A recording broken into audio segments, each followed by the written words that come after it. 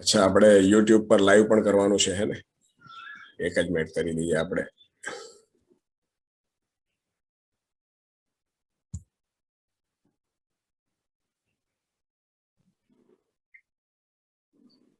Hello, હાજી. અચ્છા, હવે કોઈ યુટ્યુબ ઉપર જોઈ શકે છે કે યુટ્યુબ ઉપર આપણું આ લાઈવ થઈ રહ્યું છે? કારણ કે આમાં કંઈક બીજું બતાવે છે.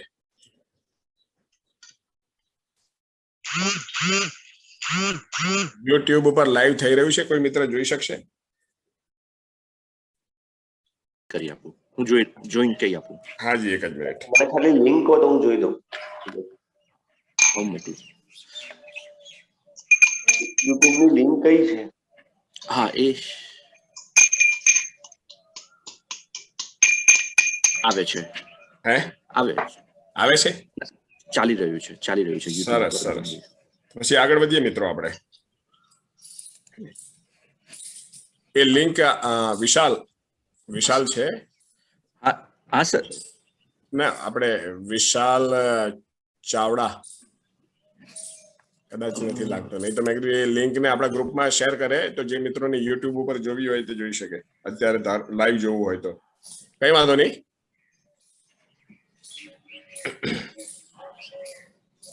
તમને પેલી જીવન વિદ્યા ઉપર કરાવો છો કે નહીં? યોગેશભાઈ એટલું કહો તો આપણે જોઈ લઈએ. હા, શું કહશો પોષકભાઈ? આપણે કઈ જીવન વિદ્યા? સર મેં લિંક મોકલી આપી સર. અચ્છા, બહુ સરસ. ચાલો, થેન્ક યુ. હા સર. તો મિત્રો આગળ વધીએ. ગઈકાલે ક્યાં અટક્યા હતા આપણે?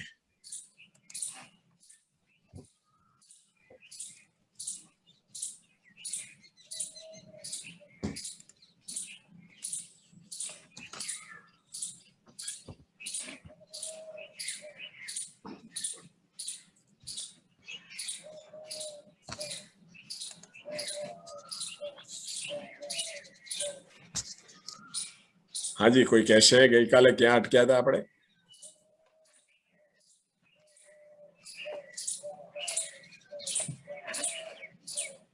આપણે અત્યારે કયા મુદ્દા ઉપર ચર્ચા ચાલી રહી છે?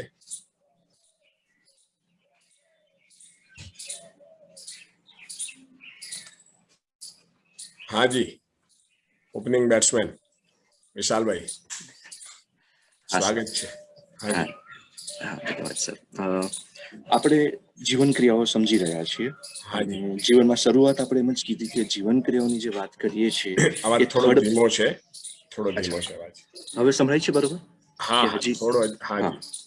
તો જીવન ક્રિયાની જે વાત કરી રહ્યા છે એ કોઈ થર્ડ પાર્ટીની વાત નથી કરી રહ્યા. આપણે આ પોતાની જ વાત કરી રહ્યા છીએ, સ્વયંમાં જ કરી રહ્યા છીએ. અને દરેક ક્ષણે થતી જે આપણામાં જે વિચારો છે, જે દરેક ક્ષણે થતી વસ્તુ છે એને સમજવાની છે. એટલે એમાં ખાસ ફોકસ ત્યાં હતું. આપણું ગઈકાલે જે વાત કરી શરૂઆત આપણે ત્યાંથી કરી હતી.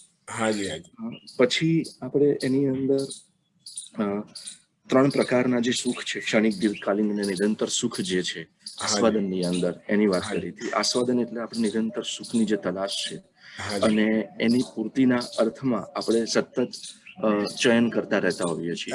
તો એટલે એ 2 વસ્તુની વાત થઈ. પછી આપણે ક્ષણિક સુખ તો ઇન્દ્રિયોથી થાય છે. પછી દીર્ઘકાલીન જે મૂલ્યમૂલક સુખ છે, જેમાં આપણે સંબંધ છે, કાલે સંબંધ ઉપર આપણે થોડી ડિટેલમાં ચર્ચા કરી.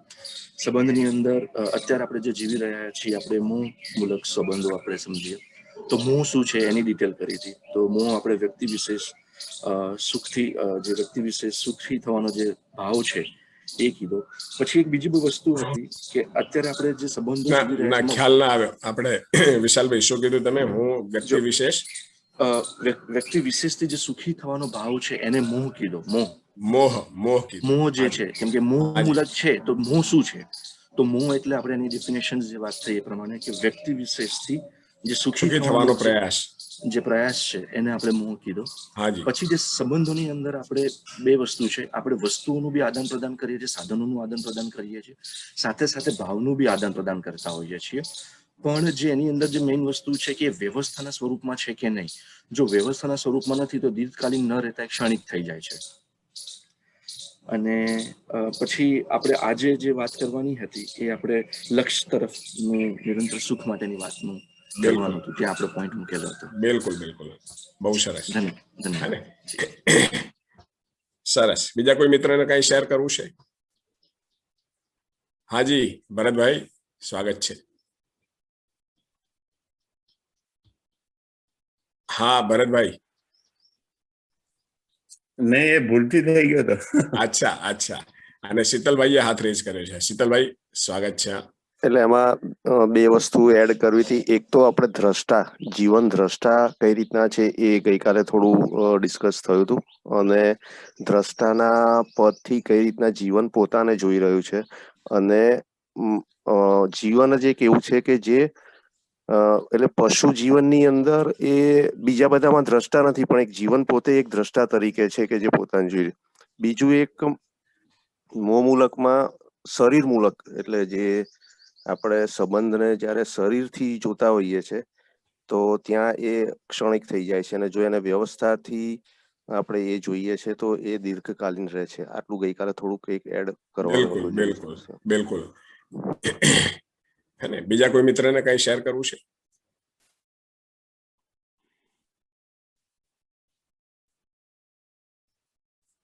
ઠીક છે. તો મિત્રો, અત્યારે કદાચ આ સંબંધને વ્યવસ્થાના અર્થમાં જોવો, અત્યારે આપણે શરીર મૂલક જોઈ રહ્યા છીએ, અને એ મોહ મૂલક સંબંધનું લક્ષણ છે. વ્યવસ્થા મૂલક આપણે જોઈશું તો એ મૂલ્ય મૂલક લક્ષણ છે. અત્યારે આ કદાચ તમારામાંના ઘણા વ્યક્તિઓ માટે ફક્ત ભાષા હોઈ શકે, અને વ્યવસ્થાના અર્થમાં સંબંધને જોવો, એક્ઝેક્ટ કઈ રીતે જોવો, અને મૂલ્ય મૂલક સંબંધ એટલે એક્ઝેક્ટલી શું, અને જીવવા રૂપે શું, એનું વ્યવહારિક સ્વરૂપ શું, એ કદાચ અત્યારે આપણને કંઈક વ્યક્તિઓને એવું લાગતું હોય કે આ સ્પષ્ટ નથી થતું. પણ આપણે જ્યારે સંબંધના મુદ્દા ઉપર ચર્ચા કરીશું ત્યારે આને વધુ ખોલીશું આપણે. ઠીક છે ને? તો ઓવરઓલ આપણે જોયું કે આપણી અંદર સ્વયંમાં અને ક્રિયાઓ થઈ રહી છે. એ ક્રિયાઓ એ જ આપણું સ્વરૂપ, અને એ ક્રિયાઓનું નામ જ જીવન ક્રિયાઓ. અને જીવન ક્રિયાઓ અવિભાજ્ય છે, એકબીજા સાથે જોડાયેલી છે, છૂટી પડે એમ નથી, અને નિરંતર છે, continuous, without break of moment, continuous ચાલી રહી છે. અને આપણે સાજા હોઈએ, માદા હોઈએ, અને ચકાસજો તમે, હું જે બોલી રહ્યો છું એને તમે ચકાસજો. આપણે સાજા હોઈએ કે માદા હોઈએ, અને આપણે એટલા બીમાર હોઈએ કે જ્યારે આપણને પથારીમાંથી બેઠા પણ કોઈક કરે, અને વધતા ચમચી પાણી પણ કોઈક પીવડાવે, અને એવી સ્થિતિમાં પણ આપણી અંદર કલ્પનાશીલતા, આશા, વિચાર, ઈચ્છા ચાલતા હોય છે. એમાં કોઈ પ્રકારની નબળાઈ, ત્યાં કોઈ પ્રકારની બીમારી આપણને અનુભવાતી નથી. આ કદી અનુભવ કર્યો છે તમે? તમારી અત્યાર સુધીની યાત્રા દરમિયાન, શરીર યાત્રા દરમિયાન ક્યારેક એવી કોઈ બીમારી આવી હોય અને કે જે સમયે તમને કોઈ વ્યક્તિ ખવડાવે તો ખાઈ શકો, પીવડાવે તો પી શકો, એવી સ્થિતિમાં પણ તમારી અંદર આશા, વિચાર, ઈચ્છા ચાલી રહ્યા છે? આટલી વાત પહોંચે છે હું જે કહેવા માંગુ છું? આવું અનુભવ્યું છે આપે? હાજી. હાજી, અનુભવ્યું છે. હાજી. અને એ વખતે પણ કોણ આવ્યું, કોણ ગયું, કોણ કેટલું ધ્યાન રાખે છે, કોણ કેટલી સેવા કરે છે, અને આ બધું જ જે છે સરસ રીતે સમજાતું હોય છે. અને શરીર આપણા કયામાં નથી હોતું, શરીર આપણા કંટ્રોલમાં નથી હોતું, પણ બાકી આપણી અંદર જે જીવનમાં જે થઈ રહ્યું છે, જીવન ક્રિયાઓ રૂપે આશા, વિચાર, ઈચ્છા, કલ્પનાશીલતા, એમાં ક્યાંય કોઈ પ્રકારે આપણને કોઈ નબળાઈ અનુભવાતી નથી. શરીરમાં બિલકુલ નબળાઈ અનુભવાય છે ત્યારે. આ એક ચકાસવાની વાત છે. તો આ કહેવા પાછળનો આશય એટલો જ કે આપણી અંદર જીવન ક્રિયાઓ કોઈ પણ સ્થિતિમાં, શરીરની કોઈ પણ સ્થિતિમાં, શરીર એકદમ ટીપટોપ કન્ડિશનમાં હોય કે શરીર બિલકુલ કથળી ગયેલી કન્ડિશનમાં હોય, બંને કન્ડિશનમાં આપણી અંદર આશા, વિચાર, ઈચ્છા એઝ ઇટ ઇઝ બનેલા રહેશે. એ ક્રિયાઓમાં કોઈ ઘટાડો નથી થતો, એ ક્રિયાઓમાં કોઈ શિથિલતા નથી આવતી. પહોંચે છે આ વાત? હું જે કહું છું ને કે આપણી અંદર આ અવિભાજ્ય છે અને નિરંતર છે.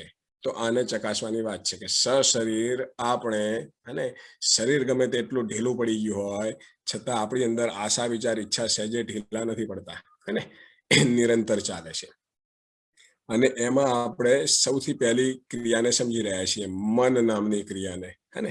મન એટલે આસ્વાદન, આસ્વાદનની તલાશ, એનું નામ મન છે. અને એ આસ્વાદનની પૂર્તિના અર્થમાં આપણે ચયન કરીએ છીએ. એ ચયન એ મનનું પ્રગટ સ્વરૂપ છે, જેને આશા કીધી. અને આપણે એક આશાથી કોઈ વસ્તુનું ચયન કરીએ છીએ. શેની આશા? તો સુખપૂર્વક જીવવાની આશા. સુખપૂર્વક જીવવાની આશાથી ચયન કરીએ છીએ, એનું આસ્વાદન થાય છે. અને એ આસ્વાદનના આધારે પછી આગળનો ક્રમ નક્કી થાય છે. વાત પહોંચે છે મિત્રો? અવાજ બરાબર છે? દિનેશભાઈનું માઇક અનમ્યુટ છે, મ્યુટ કરી દે. મિત્રો થોડું ધ્યાન રાખજો, અન્વીબેનનું માઇક અનમ્યુટ છે. અને રોજ આ કહીએ મને પણ ખરાબ લાગે છે, તમે થોડું ધ્યાન રાખો. હવે આપણે જોયું કે માનવ 3 પ્રકારના આસ્વાદનથી સુખી થવાનો પ્રયત્ન કરે છે. એક રુચિમૂલક આસ્વાદન, એક મૂલ્યમૂલક આસ્વાદન અને એક લક્ષ્યમૂલક. અત્યારે આપણે રુચિમૂલક અને મૂલ્યમૂલક 2 આસ્વાદનો ઉપર આપણે વાત થયેલી છે. હે? રુચિમૂલક એટલે કે 5 ઇન્દ્રિયો આધારિત જે આપણે આસ્વાદન કરી અને સુખી થવાનો પ્રયાસ છે, એને રુચિમૂલક આસ્વાદન કીધું.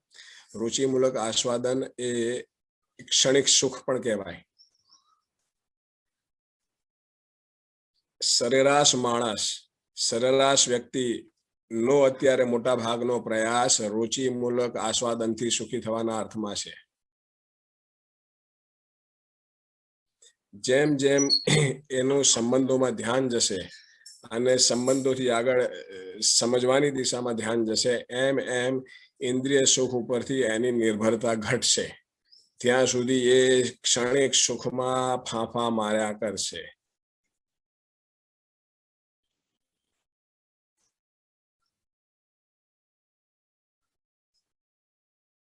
વાત પહોંચે છે મિત્રો? ઇન્દ્રિય સુખમાં એટલી સંભાવનાઓ છે, અનંત સંભાવનાઓ છે. 5 ઇન્દ્રિયો અને ભૌતિક સંસારના કોમ્બિનેશનમાં એટલી સંભાવનાઓ છે. માટે આજે દરેક વ્યક્તિને એમ લાગે છે કે સુખ દરેક વ્યક્તિનું અલગ અલગ હોય. મારું સુખ અલગ, એનું સુખ અલગ, આનું સુખ અલગ, આનું સુખ અલગ. સુખી થવાના આધારે, સુખી થવાના ધરાતલ ઉપર 2 વ્યક્તિઓ એક ન થઈ શકે એવું આપણે માની લીધું છે. ને એના આધારે આપણે માનીએ છીએ કે ના ભાઈ બરાબર છે, એ સુખી થવાના અર્થમાં એને જે ઠીક લાગે કરે, મને જે ઠીક લાગે હું કરું. અને આમાં પર્સનલ લાઈફ, તો પર્સનલ સ્પેસ.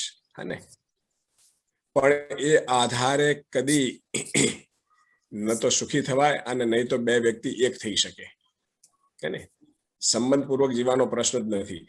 તો આપણે જે અખંડ સમાજ, સાર્વભૌમ વ્યવસ્થા, વસુદેવ કુટુંબકમ, હળી મળીને જીવવાની જે વાત છે, હળી મળીને જીવવાનું જે સુખ છે, એની તો કલ્પના જ ન કરી શકાય. ઇન્દ્રિય સુખ આધારિત અનંત સંભાવનાઓ છે ઇન્દ્રિય સુખમાં. 5 ઇન્દ્રિયો અને ભૌતિક સંસારના કોમ્બિનેશનથી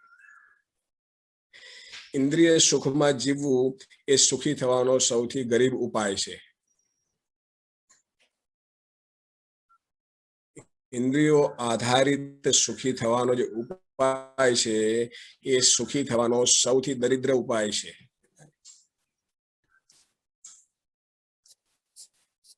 પશુઓ પણ ઇન્દ્રિય આધારિત એમનો આહાર, નિદ્રા, ભય, મૈથુન 4 વિષયોને સાચવતા હોય છે. હે ને? પશુને પણ 4 વિષય 5 ઇન્દ્રિયો છે. માનવને પણ 4 વિષય 5 ઇન્દ્રિયો છે. પશુનું 4 ઇન્દ્રિયો તૃપ્ત થવી 5 ઇન્દ્રિયોના માધ્યમથી, હે ને, એ પશુ માટે પર્યાપ્ત છે, માનવ માટે પર્યાપ્ત નથી. માનવ માટે 4 વિષયો એ એની ડિઝાઇનનો ભાગ છે. હે ને?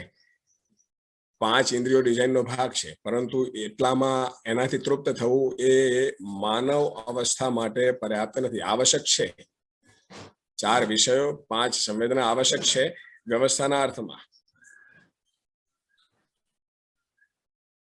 જીવ, જાનવર અને ભ્રમિત માનવ, વચ્ચે જો બંનેને શરીર છે, જીવ જાનવરને પણ શરીર છે, માનવને પણ શરીર છે, અને શરીર હોવાના કારણે બંનેમાં 4 વિષય અને 5 સંવેદનાઓ તો છે. જીવ જાનવર એના 4 વિષયોને ઓળખવા માટે, 4 વિષયોથી તૃપ્ત થવા માટે થઈને 5 સંવેદનાઓનો ઉપયોગ કરે છે. એની 5 સંવેદનાઓ છે. જ્ઞાનેન્દ્રિયો દ્વારા શબ્દ, સ્પર્શ, રૂપ, રસ, ગંધ દ્વારા એ પોતાના આહાર, નિંદ્રા, ભય અને મૈથુનને ઓળખે છે અને એમાં એ રત રહેશે અને એટલાથી એનું કામ ચાલી જાય છે. ભ્રમિત માનવમાં આનાથી ઉલટું છે. ભ્રમિત માનવ આહાર, નિંદ્રા, ભય, મૈથુનથી 5 ઇન્દ્રિયોને તૃપ્ત કરવાનો પ્રયાસ કરે છે.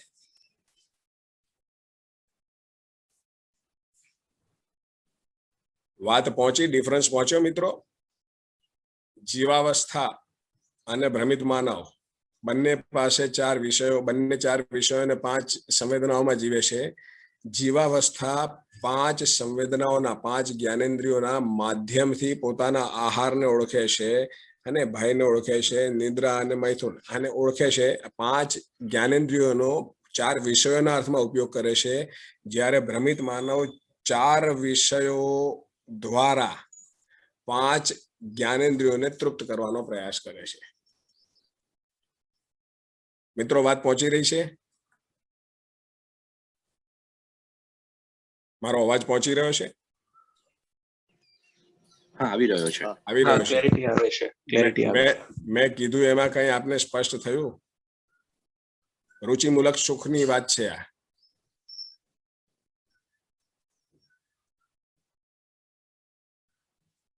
હા, થોડું થોડું થાય છે. કંઈક એક્ઝામ્પલ 2-4 આપી શકો? શેનું? મેં 2-3 મુદ્દા કીધા રુચિમૂલક સુખના. કે એક તો જ્યાં સુધી સંબંધના સુખની આપણી પાસે ઝલક નથી આવી, ભલે મોહમૂલક સંબંધ, હે, અને સમજની તો વાત દૂર રહી ગઈ, હે, કારણ કે જ્યાં આગળ સંબંધની જ શરૂઆત નથી થઈ, સંબંધ સુખની, ત્યાં આગળ માણસ 5 જ્ઞાનેન્દ્રિયો દ્વારા અને ઇન્દ્રિય સુખમાં, ક્ષણિક સુખમાં જીવવા માટે બાધ્ય છે, મજબૂર છે. અને જેવું એનું સંબંધના સુખમાં અને સમજના સુખ પર ધ્યાન જાય છે, તો ધીમે ધીમે ઇન્દ્રિય સુખ ઉપરથી એની નિર્ભરતા ઘટતી જાય છે. એમ ધીમે ધીમે એ ક્ષણિક સુખથી દીર્ઘકાલીન સુખ તરફ, અને ત્યાંથી ધારો કે આગળ વધે તો નિરંતર સુખ તરફ આગળ વધી શકે છે. એ જ રીતે અત્યારે 5 ઇન્દ્રિયો અને ભૌતિક સંસારના કોમ્બિનેશન્સથી અનંત સંભાવનાઓ, ઇન્યુમરેબલ, અનગિનત સંભાવનાઓ ઊભી થાય છે. અને એના કારણે જ આજે માનવને લાગે છે કે સુખ દરેક વ્યક્તિનું અલગ હોઈ શકે, દરેક વ્યક્તિનું સુખ એક ન હોઈ શકે એવું પણ તમને સાંભળવા મળતું હશે. એનું કારણ છે કે જ્યાં સુધી 5 જ્ઞાનેન્દ્રિયો દ્વારા સુખી થવાનો જે પ્રયાસ છે, એમાં અનલિમિટેડ પોસિબિલિટીઝ છે, અને એને લઈને એવું લાગે જ નહીં કે સુખી થવાના બેઝ ઉપર કોઈ 2 વ્યક્તિ એક થઈ શકે.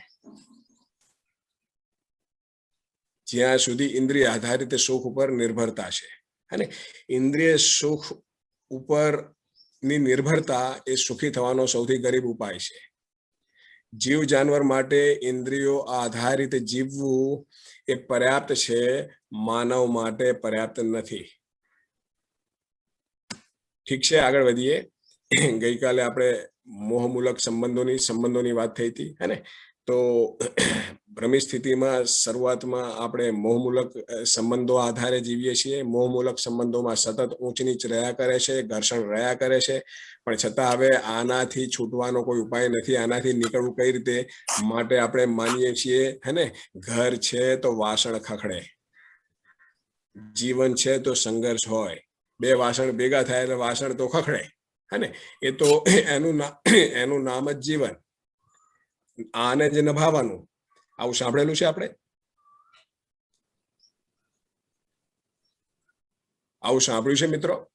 ઘર હોય તો વાસણ ખખડે. બરાબર છે, સાંભળીએ છીએ. ઘર હોય તો વાસણ ખખડે, હે ને? જીવન છે તો સંઘર્ષ રહેશે જ, અને સંઘર્ષ હશે તો જ જીવનમાં આગળ પ્રગતિ થશે. આવું બધું આપણે સાંભળ્યું છે, અને બધી મન મનાવવાની વાતો છે. જેમ જેમ આપણને સ્પષ્ટ થતું જાય કે આપણી મૂળ ચાહત કંઈક અલગ છે, અને અત્યારે જે જીવી રહ્યા છીએ અલગ છે, પણ છતાં આપણને એવું સમજાવવામાં આવી રહ્યું છે કે આનું નામ જ જીવન. હા ને, એનું કારણ છે કે મોહમૂલક સંબંધોમાં જીવી રહ્યા છીએ, વ્યવસ્થાના અર્થમાં નથી જીવી રહ્યા, માટે સંબંધ ઓળખાયો નથી. હે ને, આ તો એકબીજાની સગવડો સચવાય ત્યાં સુધી સારું લાગે, જેવી એકબીજાની સગવડો ન સચવાય તરત ઘર્ષણ શરૂ થાય. અત્યારે જે કંઈ આપણા સંબંધો છે, મોટા ભાગના સંબંધો એકબીજાની સગવડ સાચવાના. તું મારી સગવડ સાચવ, હું તારી સગવડ સાચવું. અને અહીંયા સગવડ સાચવવાનો વિરોધ પણ નથી, પણ ફક્ત શરીરના ધરાતલ ઉપર શરીરની જરૂરિયાતોને પૂરી કરવાના આધારે જે કંઈ જોડાણ છે અને એ સંબંધ નથી, અથવા તો સંબંધનું નામ આપવું હોય તો મોહમૂલક સંબંધ છે. મૂલ્યમૂલક સંબંધની શરૂઆત અને પ્રયોજન સ્પષ્ટ થાય, એકબીજા સાથે હોવાનું પ્રયોજન સ્પષ્ટ થાય, અને નિરંતર સુખના અર્થમાં એકબીજાને કઈ રીતે ઉપયોગી થઈએ છીએ, કઈ રીતે પૂરક થઈએ છીએ, પરિવાર વ્યવસ્થામાં આપણે કઈ રીતે પૂરક થઈએ છીએ જેથી પરિવાર વ્યવસ્થા પુષ્ટ થાય. એ અર્થમાં જે કંઈ આપણે સંબંધોનો નિર્વાહ કરીએ છીએ એ મૂલ્યમૂલક સંબંધની વાત છે. વાત પહોંચી મિત્રો? આટલી ચર્ચામાં કોઈ મિત્રને કઈ ઉમેરવું હોય, કઈ પૂછવું હોય?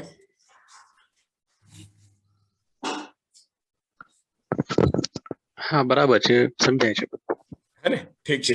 તો આગળ વધીએ. તો આપણે એક તો ક્ષણિક સુખ નો આધાર જોયો, બીજો ક્ષણિક સુખથી આગળનો આધાર અને દીર્ઘકાલીન સુખ. હવે એક આપણી પાસે ક્ષમતા છે માનવની અંદર લક્ષ્યમૂલક સુખની, નિરંતર સુખની. હે ને, તો આપણે આપણા રોજિંદા જીવનમાં જોઈ શકીએ કે જ્યારે આપણે કોઈ ટાર્ગેટ બનાવીએ છીએ ને, આપણી અત્યારે જીવ ચેતનાના આધારે, ભ્રમિત સ્થિતિના આધારે ટાર્ગેટ બનાવીએ છીએ. વ્યવસાયમાં આટલું કામ કરવું છે, હે ને, અથવા તો આ પ્રમાણે જે કંઈ ભ્રમિત સ્થિતિમાં જે કંઈ ટાર્ગેટ બનાવીએ છીએ, વ્યવસાયમાં ટર્નઓવર વધારવાનું, અથવા તો ભાઈ વજન વધારે છે તો મારે 12 મહિનાની અંદર આટલું વજન ઘટાડવું છે, વજન ઓછું છે તો વધારવું છે, અથવા શરીરને મારે આ રીતે તૈયાર કરવું છે, અથવા તો મારે આટલા રૂપિયા કમાવા છે, અને જે કંઈ એક લક્ષ્ય બનાવીએ છીએ, અને એ લક્ષ્યના અર્થમાં જ્યારે લાગી જઈએ છીએ ત્યારે આપણને ઇન્દ્રિય સુખ અને સંબંધોના સુખ બી ફીકા પડી જાય છે. ચકાસજો આને. માણસ જ્યારે કોઈ એક લક્ષ્ય બનાવે છે અને લક્ષ્યને પ્રાપ્ત કરવામાં લાગી જાય છે ત્યારે એ સંબંધોને પણ ભૂલી જાય છે, અને ઇન્દ્રિય સુખ બી એના માટે એ બાજુ પર જતું રહેશે. આવું લાગે છે મિત્રો? હા લાગે છે. હે, હા એવું લાગે છે. જ્યારે કોઈ લક્ષ્ય બનાવીએ છીએ, ટાર્ગેટ બનાવીએ છીએ, અને તે વખતે સંબંધોનું સુખ અને શરીર સુખ બે બાજુ પર જતું રહેશે. માણસ દિવસ રાત લાગેલો રહેશે, અને રાત દિવસ જોયા વગર. હા બરાબર છે. એવું કેમ થાય છે? એ ફોકસ હોય ત્યારે આપણે સુખ, શરીર સુખ પણ ભૂલી જાય ને શરીર દુઃખ પણ ભૂલી જાય. એક્ઝેક્ટલી. હે ને, લક્ષ્યનું જે સુખ છે ને એ આ બે કરતા ઉપરનું સુખ છે, લક્ષ્ય પ્રાપ્તિનું સુખ. ચકાસવાની વાત છે. આજે કંઈક એવા વ્યક્તિઓ સમાજમાં લાગેલા છે સમાજને વ્યવસ્થિત કરવાના અર્થમાં, હે ને, તો એ લોકોએ બાકી બધું ન્યોછાવર કરી દીધું છે. શરીર સુખ અને સંબંધો બધું બાજુ પર મૂકી દીધું છે. એમના માટે મુખ્ય લક્ષ્ય કેમ કરીને આ સમાજ જે છે વ્યવસ્થિત થાય. હે ને, જે વ્યક્તિ શિક્ષણમાં લાગેલો છે, જે વ્યક્તિ રાજકીય ક્ષેત્રે કોઈ એક લક્ષ્ય લઈને નીકળેલો છે, ગમે તેમ કરીને, અને રાજકીય ક્ષેત્રે આ સ્થિતિ આપણે બનાવી દેવી છે, તો એ રાત દિવસ જોયા વગર એમાં લાગેલા છે. એમાં આપણે એમના શરીરને બી જોઈએ કે શરીરને બી એ પૂરતું સાચવતા નથી હોતા. સંબંધોની વાત જવા દો. આવું લાગે છે મિત્રો?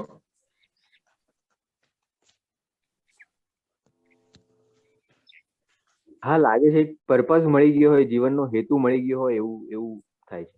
હા, એવું થાય છે. હે ને, હવે એ હેતુ ભલે શરીર મૂલક હોય, એ હેતુ ભલે જીવ ચેતનાની સ્થિતિમાં હોય, ભ્રમિત સ્થિતિમાં હોય, પણ કમસે કમ એ સ્થિતિમાં બી જ્યારે લક્ષ્ય ટાર્ગેટ મળી જાય છે ને, તો એ વખતે પેલા બે સુખ ફીકા થઈ જાય છે.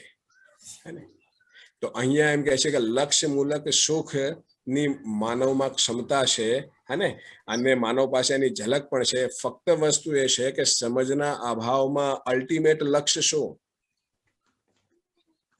એ સ્પષ્ટ નહીં હોવાના કારણે એના જે કંઈ લક્ષ્યો છે એ લક્ષ્યો થોડા સમય બદલાતા રહે છે.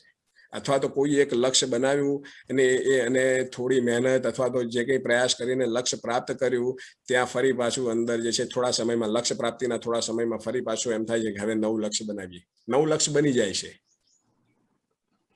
જે લક્ષ્ય પ્રાપ્ત કર્યું એનાથી જે નિરંતર તૃપ્તિની જે અપેક્ષા હતી એ તૃપ્તિ થતી નથી અને થોડા સમયમાં પાછો ખાલીપો આવી જાય છે. આવું લાગે છે મિત્રો? લાગે છે ને?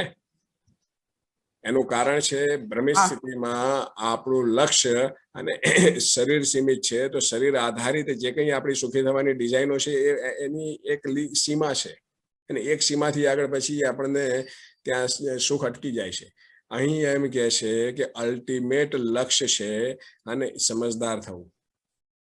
જીવ ચેતનામાંથી માનવ ચેતનામાંથી દેવ ચેતના, દિવ્ય ચેતના, ચેતનાનો વિકાસ અલ્ટિમેટ સ્થિતિ સુધી નિરંતર સુખના અર્થમાં લક્ષ્યને ઓળખવું. વ્યવસ્થાનું લક્ષ્ય અને સમગ્ર વ્યવસ્થાનું લક્ષ્ય સ્વયંથી લઈને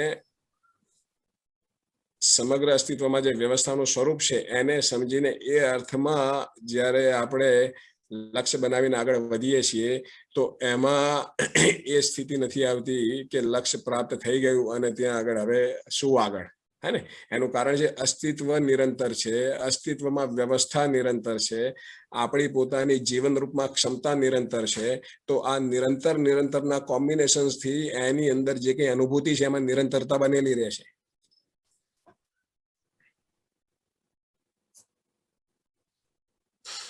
વાત પહોંચે છે મિત્રો?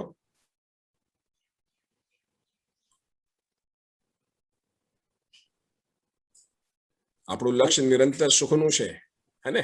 નિરંતર સુખનું લક્ષ્ય મેળવવા માટે થઈને અસ્તિત્વમાં જે નિરંતર વસ્તુ છે એને ઓળખવી પડે અને એની સામે, હે ને, આપણે એ પણ સમજવું પડે કે જે નિરંતર સુખની અપેક્ષા કરી રહ્યું છે એની સ્થિતિ શું છે. તો ખ્યાલ આવે છે કે જીવનમાં નિરંતર સુખની અપેક્ષા છે, શરીરમાં નથી, હે ને? કારણ કે શરીર પોતે સીમિત છે.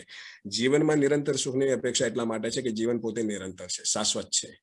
એકવાર જીવનનું પ્રગટન થઈ જાય પછી એ કન્ટિન્યુ બનેલું રહેશે. તો આવી જે નિરંતર વસ્તુઓનું કોમ્બિનેશન, નિરંતર જીવન, હે ને, નિરંતર અસ્તિત્વમાં નિરંતર વ્યવસ્થા, હે ને, આ કોમ્બિનેશન્સ થી જ્યારે આગળ વધીએ તો નિરંતર સુખની દિશામાં આગળ વધી શકાય. વ્યવસ્થાને કેમ ઓળખવી પડે? કારણ કે વ્યવસ્થા બરાબર સુખ છે.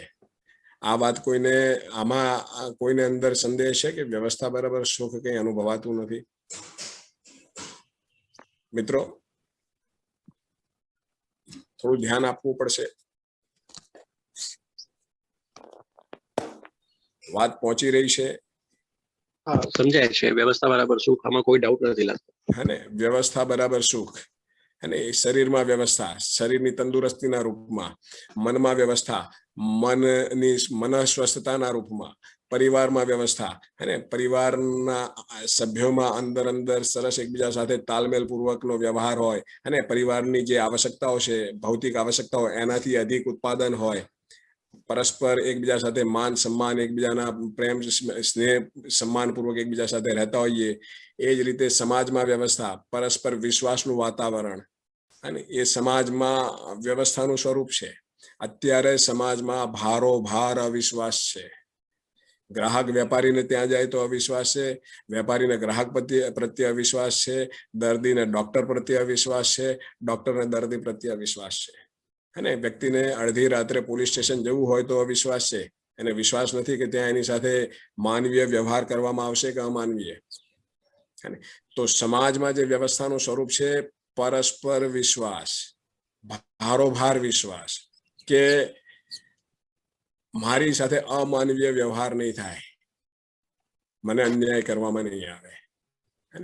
એ જ રીતે સંપૂર્ણ પ્રકૃતિ એકમેક સાથે તાલમેલ પૂર્વક એકબીજાનું અસ્તિત્વ બનાવીને રહે, એ સંપૂર્ણ પ્રકૃતિમાં વ્યવસ્થાનું સ્વરૂપ છે. તો મતલબ એક માનવના જન્મથી મૃત્યુ સુધીનો એનો જીવવાનો જેટલો ફેલાવ છે, એ તમામ સ્તર, વ્યક્તિ, પરિવાર, સમાજ, રાષ્ટ્ર, આંતરરાષ્ટ્ર અને પર્યાવરણ, આ બધા સ્તર ઉપર એક પ્રાકૃતિક વ્યવસ્થાનું સ્વરૂપ છે.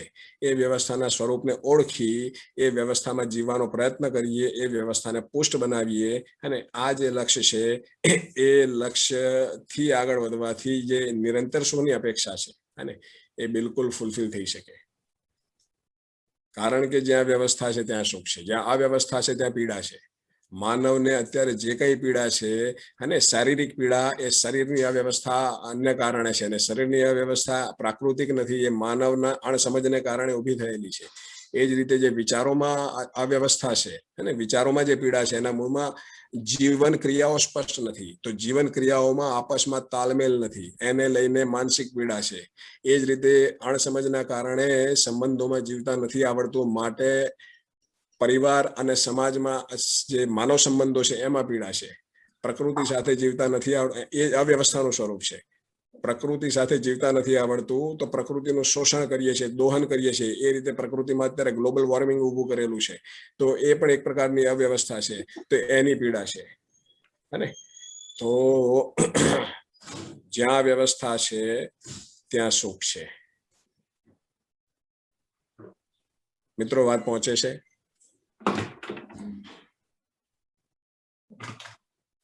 લક્ષ્યમૂલક સુખ આપને સમજાઈ રહ્યું છે?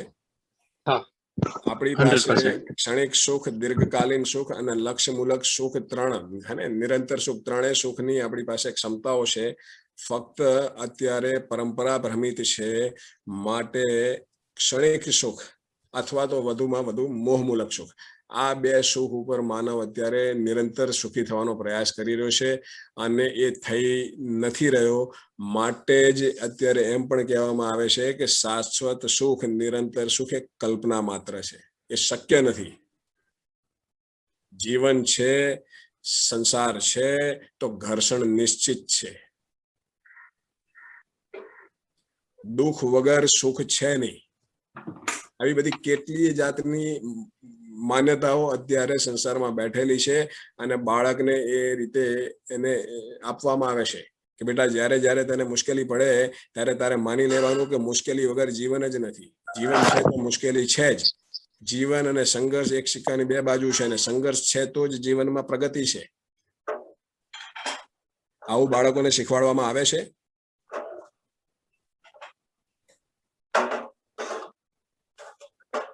પહોંચે છે મિત્રો? અવાજ પહોંચે છે? હે ને? આના ઉપર વિચાર કરજો કે એક બાજુ આપણને સ્વીકાર્ય નથી, હે ને? જયારે કોઈ કહેતું હોય કે જીવન છે તો સંઘર્ષ છે, અને સંઘર્ષ સ્વીકાર્ય નથી, પણ પછી આપણી પાસે એનો ઉપાય બી નથી કે હવે આમાંથી છૂટવું હોય તો શું કરીએ. તો આ બધી વાતો ઉપર વિચાર કરવાની વાત છે. અને તમારે, આપણે બી આપણા બાળકો સાથે અથવા કોઈ વ્યક્તિ સાથે જ્યારે યંગસ્ટર્સને આપણે વાતચીત કરતા હોઈએ છીએ, યંગસ્ટર કે બહુ તકલીફ છે, આમાં તકલીફ છે, આમાં તકલીફ છે, ત્યારે આપણે આ પ્રકારની સલાહ આપતા હોઈએ તો આપણે થોડો વિચાર કરવાનો મુદ્દો છે કે હું એવું તો નથી કહી રહ્યો ને કે ભાઈ સંઘર્ષ છે તો જ જીવન છે, હે ને? જીવન છે તો આ તો બધું લખાયેલું જ છે. ના, સમજદારીના પ્રકાશમાં આવું કાંઈ નથી. સમજદારીના પ્રકાશમાં સ્મૂથનેસ છે, સંઘર્ષ નથી. હે ને? હું એવું નથી કહેવા માંગી રહ્યો કે સમજદારીના પ્રકાશમાં ભૌતિક સંસારમાં જે કંઈ ઘટનાઓ ઘટે છે, કુદરતી આપત્તિ કે મૃત્યુ કે બીજું ત્રીજું, એ નહીં ઘટે, પણ એને લઈને જે પીડા છે સ્વયંમાં, એ પીડા નહીં બને.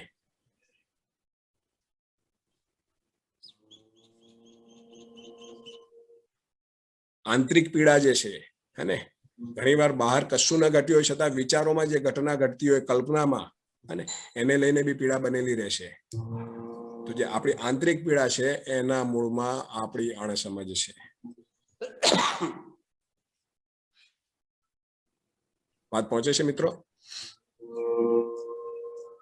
તો સમજદારીના પ્રકાશમાં જ્યારે સમજ આપણું લક્ષ્ય થઈ જશે, સમજદાર થવું છે એ લક્ષ્ય થઈ જશે, હે, તો એ લક્ષ્યના પ્રકાશમાં ઇન્દ્રિય સુખ જતું નહીં રહે. અને જ્યારે નિરંતર સુખ આવશે તો એમાં ઇન્દ્રિય સુખ જતું નથી રહેતું, સંબંધોનું સુખ જતું નથી રહેતું, પણ નિયંત્રિત થઈ જાય છે. એટલે એવું માનવાનું કોઈ કારણ નથી કે મારે નિરંતર સુખમાં જવું હોય તો ઇન્દ્રિય સુખ છોડી દેવું પડે, સંબંધોનું સુખ છોડી દેવું પડે, હે, સહેજે નહીં. પણ ઇન્દ્રિયોનું સુખ જે શરીરને હાનિ કરતા જે પ્રયાસ છે એમાંથી આપણે મુક્ત થઈ જઈએ. ઇન્દ્રિય સુખ નિયંત્રિત થઈ જાય છે શરીર વ્યવસ્થાના અર્થમાં. સંબંધોનું સુખ પણ વ્યવસ્થાના અર્થમાં નિયંત્રિત થઈ જાય છે. અને તો ત્રણેય સુખ બનેલા રહે છે. ક્ષણિક સુખ, દીર્ઘકાલીન સુખ અને નિરંતર સુખ. અને નિરંતર સુખ ગુરુ મૂલ્ય છે, તો ગુરુ મૂલ્યમાં લઘુ મૂલ્ય સમાયેલા છે. વાત પહોંચે છે મિત્રો? પહોંચી રહી છે? ભૂલથી એવો મેસેજ ન જાય કે સમજના સુખને મેળવવા માટે થઈને સંબંધોનું સુખ અથવા ઇન્દ્રિય સુખનો ત્યાગ કરવાનો છે. ત્યાગ નામની કોઈ વસ્તુ જ નથી સમજના કાર્યક્રમમાં. સમજપૂર્વક વ્યવસ્થાના અર્થમાં એનો ઉપયોગ કરવાનો છે, બસ આટલી જ વાત છે. ત્યાગ શબ્દ અત્યારે, હે ને, મેં ઉલ્લેખ કર્યો, ત્યાગ શબ્દ એટલે શું? ત્યાગ એટલે શું? કોણ કહેશે? કોઈ કહેશે? ત્યાગ એટલે અનાવશ્યક વસ્તુઓનો ત્યાગ, અને પરંપરામાં જોઈએ તો એને વૈરાગ્ય એવું નામ આપ્યું છે. વૈરાગ્યનું નામ, બીજું નામ આપણે જોઈએ તો લગભગ ત્યાગ જ થાય. હાજી હાજી. તો ત્યાગ કરવો એટલે એમાં કરવાનું શું હોય છે? અનાવશ્યક વસ્તુઓ છે એને આપણે ત્યાગ કરવાનો છે. ત્યાગમાં ત્યજી દેવાની, હે ને, વસ્તુ છોડી દેવાની. અનાવશ્યક વસ્તુનો આપણે અનાવશ્યક વસ્તુઓને છોડી દેવાની, હે ને. જ્યારે દર્શનમાં એમ કે છે કે ત્યાગ એટલે છોડવું બી એક પ્રયાસ છે, હે ને. આ છોડવું, આ છોડવું અને આ પકડવું. દર્શનમાં એમ કે છે કે અનાવશ્યક વસ્તુઓનું ખરી જવું જીવનમાંથી સહજ રીતે, કોઈ પ્રયાસ નહીં. અનાવશ્યક વસ્તુઓ સહજ રીતે, હે ને. પેલું તો આપણે એને સંકલ્પ લેવો પડે કે હવે આજથી હું ભાત નહીં ખાઉં, આજથી હવે મીઠાઈ નહીં ખાઉં, આજથી હવે હું આ નહીં કરું, હે ને. સંકલ્પ લેવો પડે, યાદ રાખવું પડે કે ભાઈ મેં આ લીધેલું છે સંકલ્પ, અને આનો ત્યાગ કર્યો છે. અને ત્યાગમાં પ્રયાસ છે, અને એમાં દમ લગાવવાની વાત છે. તો એકચ્યુઅલી અનાવશ્યક વસ્તુઓમાં દમ લગાવવું એ આપણો ઉર્જાનો વ્યય છે. અને એક બાજુ વસ્તુ અનાવશ્યક છે અને છતાં એને ત્યાગવા માટે આપણે પાછો સંકલ્પ લેવાનો, એને યાદ રાખવાનો કે આને ત્યાગ્યું છે. અને એકચ્યુઅલી ત્યાગની પરિભાષા દર્શન મુજબ એમ છે કે અનાવશ્યક વસ્તુઓનું જીવનમાંથી સહજ રીતે ખરી જવું, વિસર્જન થઈ જવું સહજ રીતે, એ એનું નામ ત્યાગ છે. વિશાલભાઈ, વાત પહોંચી? હા હા, બરાબર, એકદમ સાચી વાત છે. અને આવું જ બને છે જયારે આપણી સમજણ ડેવલપ થાય છે ને, તો ઓટોમેટિક ખબર પડી જ જાય છે કે આ તો એમ ઓટોમેટિક છૂટી જાય છે. એમ જેમ જેમ સાર્થક વસ્તુ પકડાતી જશે, નિરર્થક છૂટતી જશે, છોડવી નહીં પડે. અવશ્ય અવશ્ય, સાચી વાત. સહજ રીતે ખરી જશે, આપણને ખ્યાલ પણ નહીં આવે. આપણે જયારે ક્યારેક કોઈક એવો સંદર્ભ નીકળશે ત્યારે ખ્યાલ આવશે, ઓ આ વસ્તુ મારા જીવનમાંથી ક્યારે જતી હતી મને ખબર બી નથી. અને એક સમય હું એટલો પ્રયત્ન કરતો હતો આનાથી છૂટવા માટે, ત્યારે છૂટતી નહોતી. યાદ કરજો. સાચું સાચું, એકદમ જ સાચું. દાખલા તરીકે હવે તમે કીધું છે તો હું એક ઉદાહરણ મારું જ આપી દઉં કે પેલું સોનાની વીંટી પહેરવાનો અને ચેન પહેરવાનો, સોનાની લક્કી પહેરવાનો, આવું બધું મને શોખ હતો એમ. હાજી. બરાબર. પછી એનું પ્રયોજન શું, એનો શું મતલબ, એમ આ સમજણ આવી તો ખબર જ ના પડી કે ક્યારે એક પછી એક વીંટીઓ મેં કાઢી નાખી હશે, બધું એમ. બિલકુલ. એટલે અનાવશ્યક વસ્તુઓનું પછી ઘડિયાળ તો કે ભાઈ આપણે ફલાણી બ્રાન્ડની પહેરવાની એમ. હા પછી ખ્યાલ આવ્યો કે ભાઈ આ તો ખાલી સમય જોવા માટે છે, એનું પ્રયોજન કે એનાથી માન સન્માન મેળવવા માટેનું કોઈ પ્રયોજન છે જ નહીં, તો એક્ઝેક્ટલી ઓટોમેટિક છૂટી ગયું એમ, અને એમાં સહજ કોઈ રીતે પ્રયત્ન ના કરવો પડ્યો એમ. એક્ઝેક્ટલી આનું નામ ત્યાગ છે. હા, જયારે અત્યારની તારીખમાં ત્યાગ એટલે એને સંકલ્પ લેવો પડે છે, યાદ રાખવું પડે છે, 4 જણને ઘરમાં કહેવું પડે છે મને યાદ કરાવજો. અને મારે આ વસ્તુ નથી ખાવાની, મારે આ નથી કરવાની, હું કરું તો મને યાદ દેવડાવજો. દમન છે એક પ્રકારનું ત્યાગના નામે. ઠીક છે મિત્રો, આગળ વધીએ તો આપણે મન નામની ક્રિયાને સમજ્યા. હે ને? આ જે કઈ આપણે ચર્ચા થઈ એ તમે અંદર ફીલ કરી શકો છો?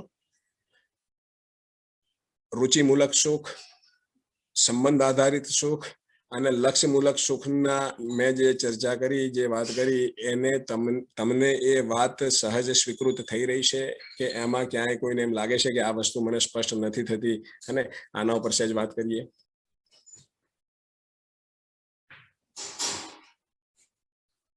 દરેક મિત્રોને આ વાત પહોંચી રહી છે મિત્રો? આ મુદ્દા ઉપર આપણે હજી કઈ સ્પષ્ટતા કરવાની? હા વિશાલભાઈ. હા યોગેશભાઈ, આપણે જે લક્ષ્યમૂલક વાત કરી ને, હાજી, હા, એમાં આપણા જીવન વિદ્યામાં તો લક્ષ્યમાં જ એક સંબંધ આવી જાય છે, બરાબર છે. એટલે એ તો આપણે જયારે લક્ષ્યમૂલક જીવન વિદ્યાના સંદર્ભમાં વાત કરીએ ત્યારે તો સંબંધો બહુ સચવાય જ છે. જયારે આપણે ભ્રમિત અવસ્થામાં એટલે બીજા લક્ષ્યની વાત કરીએ ને, તો એ લક્ષ્યમાં આપણે સંબંધોને કચડી નાખતા હોઈએ છીએ લક્ષ્ય મેળવવા માટે.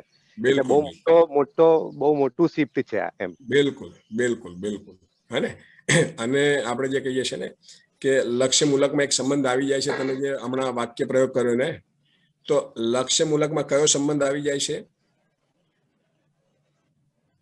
લક્ષ્યમૂલકમાં આપણો બધી વસ્તુ સાથે, આપણા માનવનો માનવ સાથેનો, માનવનો પ્રકૃતિ સાથેનો, માનવનો વ્યવસ્થા સાથેનો બધો સંબંધ બધા જ આવી જાય છે. તો વ્યવસ્થા સંબંધ આવી જાય છે. અને માનવના અહીંયા આપણે અને આગળ જયારે સંબંધને સમજીશું ત્યારે ખ્યાલ આવશે. વ્યવસ્થા સંબંધ કરીને એક સંબંધ છે. અને તો લક્ષ્યમૂલક સંબંધ એ વ્યવસ્થા સંબંધ છે, અને ગુરુમૂલ્ય છે એની અંદર માનવ સંબંધો અને ઇન્દ્રિય આધારિત જે કઈ ક્રિયાકલાપ છે એ બધું સમાયેલું છે. પણ એ બધું વ્યવસ્થાના અર્થમાં નિયંત્રિત થઈ જાય છે. જ્યાં સુધી સમજ નામની વસ્તુ નથી ત્યાં સુધી ઇન્દ્રિય સુખ અને વત્તા મોહમૂલક એમાં નિયંત્રણ નથી રહેતું, એ અનિયંત્રિત છે. અને આ અનિયંત્રણના કારણે જ અસંતુલન ઊભું થાય છે, અને અસંતુલનના કારણે પીડા ઊભી થાય છે, પીડા બને છે. હે ને? પણ હવે આપણી પાસે બીજો કોઈ વિકલ્પ નહીં હોવાના કારણે વળીને ત્યાં જ જવું પડે છે. ખ્યાલ આવે છે કે આ ખોટું થઈ રહ્યું છે, પણ હવે સાચું શું, આ નિરર્થક છે પણ સાર્થક શું, એની સ્પષ્ટતા નહીં હોવાના કારણે વળીને નવા કોમ્બિનેશન્સથી નવી ડિઝાઇન બનીને ફરી એટલામાં જ રહ્યા છીએ. જેમ પેલો ઘાંચીનો બળદ હોય ને, એટલામાં ફર્યા કરે. બસ આપણી પરિસ્થિતિ એ જ છે. ઠીક છે મિત્રો, તો આગળ વધીએ. આપણે મન નામની ક્રિયાને સમજ્યા. અચ્છા, વિશાલભાઈ પાનેલિયા કઈ કહેવા માંગતા હતા? હા સર, એટલે હજી લક્ષ્યની અંદર આપણે કેવી રીતે શું કરવાનું છે એ હજી એકદમ ક્લિયર નથી થતું. એટલે હજી આપણે એને ડિટેલિંગ બાકી છે લક્ષ્યની અંદર. હજી આપણે લક્ષ્યને જેમ અત્યારે એકચ્યુઅલી હે ને, માનવનું મૂળ લક્ષ્ય શું? નિરંતર સુખી થવું એ જ છે. હા, નિરંતર સુખી થવા માટે થઈને આપણે અગાઉ ખૂબ વાત થયેલી છે કે શું કરવાનું છે આપણે નિરંતર સુખી થવા માટેનો આપણો કાર્યક્રમ શું? એટલે આપણે વ્યવસ્થાને સચવેલું છે. હા, એટલે આપણે તો જે નિરંતર વસ્તુ એને સમજવી જરૂરી છે. નિરંતર સુખી થવા માટે નિરંતર વસ્તુને સમજવી છે. એની અંદર આપણે જે શાશ્વત છે, જે ક્યારેય એનો નાશ નથી થતો, હંમેશા માટે આપણી સાથે રહી છે, તે શું છે? અચ્છા, નિરંતર શું છે આપણે? હા, નિરંતર શું છે, અથવા તો આપણે સુખી થવા માટે થઈને, હે ને, તમે જે કીધું એ બરાબર છે, ભાષા રૂપે બરાબર છે, એનું વ્યવહારિક સ્વરૂપ શું?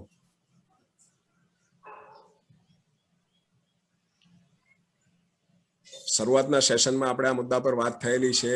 માનવનું મૂળ લક્ષ્ય નિરંતર સુખી થવાનું છે, અને નિરંતર સુખી થવા માટે થઈને આટલું કરવું પડશે. કેટલું કરવું પડશે? તો એ જે હાજી બોલો. વ્યવસ્થાને સમજવી પડશે. એ જેની સાથે જીવી રહ્યો છે, અને એને સમજવા પડશે. એટલું કરવાનું છે. જન્મથી મૃત્યુ વચ્ચેનો જે ગાળો છે એમાં આપણે જેની સાથે જીવી રહ્યા છીએ એને સમજવું પડશે. શેની સાથે જીવી રહ્યા છીએ? એક માનવ સાથે, એક માનવેતર સંસાર સાથે, હે માનવ સાથે જીવી રહ્યા છીએ, માનવેતર સંસાર સાથે જીવી રહ્યા છીએ. તો આ બેને સમજવા પડશે. તો આ બેને કઈ રીતે સમજવા? આ બેને સમજવા એટલે શું? તો આ બે નું પ્રગટન કઈ રીતે છે, હે આ બેનું આ ધરતી ઉપર પ્રયોજન શું છે, આ બેના અંતર સંબંધ શું છે, સમજાય છે? આટલી વસ્તુ સ્પષ્ટ થાય હે તો આપણને જે વ્યવસ્થા અને સમજવાની વાત છે, અથવા જે નિરંતર વસ્તુ છે, આ અસ્તિત્વમાં માનવ નિરંતર છે, આ અસ્તિત્વમાં પર્યાવરણ નિરંતર છે, માનવેતર સંસાર જે છે નિરંતર છે. રૂપ પરિવર્તન છે, પણ કોઈ એવી સ્થિતિ બનતી નથી કે જ્યાંથી માનવેતર સંસાર જતો રહે ને માનવ જતો રહે. અને એ છે એની સાથે જીવવાનું છે, એને સમજો વાત પતી ગઈ. અને હવે કઈ રીતે છે એ શબ્દ એ પ્રશ્નનો જ્યારે સમજવા જઈએ ત્યારે ખ્યાલ આવે કે અસ્તિત્વમાં જે વ્યવસ્થા છે હે ને વ્યાપક અને પ્રકૃતિ વચ્ચેનો જે સંબંધ છે, વ્યાપકમાં પ્રકૃતિ સંપૃક્ત છે, સંપૃક્ત હોવાના કારણે આ જે કઈ પ્રગટન છે અને એ મુદ્દો સ્પષ્ટ થાય. બિલકુલ વિશાલભાઈ, જો તમે શિબિર અટેન્ડ કરી હોય તો ના, બિલકુલ બિલકુલ શિબિર અટેન્ડ ના કરી હોય અને અસ્તિત્વમાં વ્યવસ્થાનું સ્વરૂપ સ્પષ્ટ ના હોય ત્યાં સુધી આ કઈ રીતે છે અને આ સંપૂર્ણ સંસાર જે આપણને દેખાય છે, 4 અવસ્થાઓ, એનું પ્રગટન કઈ રીતે છે એ સ્પષ્ટ ના થાય. પણ જે તે સમયે આપણે જયારે અસ્તિત્વમાં વ્યવસ્થાને સમજીશું ત્યારે આપણને આ સ્પષ્ટ થશે. હે તો સમજવાની વસ્તુ આટલી જ છે. ના, સમજાયું હે આટલું સમજી લો એટલે વસ્તુ સમજાઈ ગઈ. તો એની સાથે તમે સ્મૂથલી જીવી શકો. એનું ઉદાહરણ આપ્યું હતું કે આપણે કોઈ નવો મોબાઈલ લઈએ. હવે નવો મોબાઈલ નવો હોય એની અંદર ગમે તેટલો મોંઘો હોય ને એની અંદર મોંઘો હોવાના કારણે ગમે તેટલો યુઝર ફ્રેન્ડલી હોય, પણ જ્યાં સુધી એ મોબાઈલના ફીચર્સ ફંક્શન્સ પ્રોપર નહીં સમજાય ત્યાં સુધી એ મોબાઈલ સાથે જીવવામાં તકલીફ પડવાની, સંઘર્ષ રહેવાનો. જેમ જેમ મોબાઈલ સમજાતો જશે એમ એમ મોબાઈલ સાથે જીવવું સરળ થશે. અને વાત થઈ હતી આપણે. જી બિલકુલ બસ એ જે છે ને એટલે હા, એટલે લક્ષ્ય, હવે જે લક્ષ્યની સાથે એને જે સાથે સમજવું હતું ને એમાં થોડીક લિંક નથી બેસી રહી, પણ હવે સમજાઈ ગયું, લિંક બેસી ગઈ. હા, એટલે એ જે શરૂઆત આપણે શરૂઆતમાં વિશાલભાઈ એવું થશે હે ને, આ આખી નવી વાત છે માટે આગે પાઠ પીછે સપાટ. નહીં એટલે જેમ આગળ વધીશું એમ પાછળ થોડીક વસ્તુઓ ભૂલાતી જશે, એટલે પાછું જે લિંક મળવી જોઈએ નહીં મળે. હા એટલે લિંક સમજાઈ ગઈ. ફરીથી પાછી લક્ષ્યની અંદર જે તમે માનવ ને માનવેતર આવ્યું, પછી ત્યાંથી વ્યવસ્થા પછી આવી ગઈ, એટલે પછી ફરીથી પાછી એ વસ્તુ સમજાઈ ગઈ કે જ્યાં આપણે શરૂઆત કરી હતી એને હવે વધારે લક્ષ્યની સાથે જોડેલી છે. બિલકુલ સરળ વાત છે. આમાં કોઈ ભેદ ભરમ વાળી વાત નથી, હે ને કોઈ અધરતાલ, કોઈ રહસ્યમય વાત નથી. બિલકુલ સીધી સાદી સરળ વ્યવહારિક વાત છે અને લોજિકલ વાત છે, તાર્કિક વાત છે. ઠીક છે મિત્રો, તો આગળ વધીએ. Okay sir. હે હવે જુઓ, હે આપણી અંદર આગળ વધીએ છીએ આપણે હવે, હે ને મન ક્રિયાને અહીંયા આપણે હાલ પૂરતી અત્યારે વિરામ આપીએ છીએ. હે ને હવે આગળ વધીએ છીએ. આપણી અંદર સતત ચિત્રણ બની રહ્યા છે. આપણા સૌની અંદર સતત ચિત્રણ બની રહ્યા છે. અને કોઈ એક ધારો કે વિદ્યાર્થી હોય તો કોઈ એક ડિગ્રી મેળવવાનું, ડિગ્રી મેળવીને કોઈ એક જગ્યાએ જોબ લેવાનું, અને એ જોબ દેશમાં લે, પરદેશમાં લે, અને આ પ્રકારની જોબ લઈશ. ધારો કે કોઈ વ્યક્તિ ઘર બનાવવાનું વિચારી રહ્યો છે, તો એના જે ઘર આધારિત સપના કે મારે કેવું ઘર બનાવવું છે, કયા એરિયામાં બનાવવું છે, ટેનામેન્ટ બનાવવું છે, ફ્લેટ બનાવવો છે, કેવડું લેવું છે, એની અંદરનું ફર્નિચર કેવું, હે ને આવા જાતના આપણી અંદર ચિત્રણો બને છે. આપણા સૌની અંદર રાત દિવસ ચિત્રણો બન્યા કરે છે. યસ સર, એટલે આ ચિત્રણ એટલે કલ્પનાશીલતા જ થઈ ને? કલ્પનાશીલતાનો ભાગ છે. કલ્પનાશીલતા, આશા, વિચાર અને ઈચ્છા, આ ત્રણેયના સંયુક્ત રૂપે કલ્પનાશીલતા છે. ત્રણેયનું સંયુક્ત નામ કલ્પનાશીલતા છે. એમાં આશા નામની વસ્તુ આપણે સમજ્યા હમણાં, હા ને. મન એ સ્થિતિ રૂપ છે, મનનું જે ગતિ રૂપ છે એનું નામ આશા છે. હે ને જે કંઈ ચયન કરીએ છીએ આપણે આસ્વાદનની પૂર્તિના અર્થમાં, તો એ ચયન ના મૂળમાં આસ્વાદન છે, ને ચયન એટલે એક પ્રકારની આશાથી ચયન કરીએ છીએ, સુખપૂર્વક જીવવાની આશાથી, સુખની આશાથી ચયન કરીએ છીએ. વાત પહોંચે છે? તો એ આશા હે ને, હવે આપણે આગળની વસ્તુ સમજી રહ્યા છીએ, પણ ટૂંકમાં કલ્પનાશીલતા એટલે આશા, વિચાર, ઈચ્છાનું 3 સંયુક્ત સ્વરૂપ, એનું નામ કલ્પનાશીલતા. હવે આશા શબ્દની વાત નીકળી તો બહુ પહેલા વિશાલભાઈએ એક પ્રશ્ન પૂછ્યો તો વિશાલભાઈ દોશીએ, હે ને, આશા બંધન એટલે શું? મને અત્યારે એકદમ સ્ટ્રાઇક થયું. વિશાલભાઈ યાદ આવે છે તમને? યાદ આવે છે.